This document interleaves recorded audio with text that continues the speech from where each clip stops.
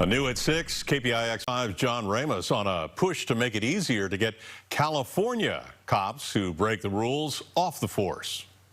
The cries for police reform have been growing over the years, and there are those who say it is time for police officers to be held to the standards of their profession.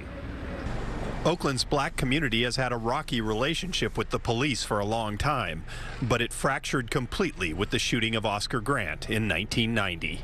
I felt everything about him because he a real black man, just like I am. I'm a real black man. They could come right now and blast me out of nowhere, and I'm just standing on my 2 feet. And that's the message you took from Oscar Grant's shooting? Yes. But what was even more shocking than Grant's killing was that his shooter, BART police officer Johannes Messerly, was actually found guilty and punished for the crime. That almost never happens.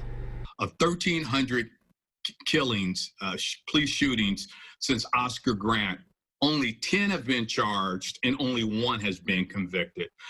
State Senator Stephen Bradford has introduced SB 2, a police reform bill that would require officers to be licensed by the state. That way, officers who violate professional standards could be decertified by a review panel instead of having to wait for a court verdict. It's similar to disbarring an attorney, taking a license away from a doctor, taking a teaching credential away from a teacher. And once decertified, a person could not work as a cop anywhere else, which often happens when officers resign before they are fired. The 9-member disciplinary board would include victims of police abuse, and Brian Marvel, president of the Peace Officers Research Association of California, which opposes the bill, thinks the deck would be stacked against officers.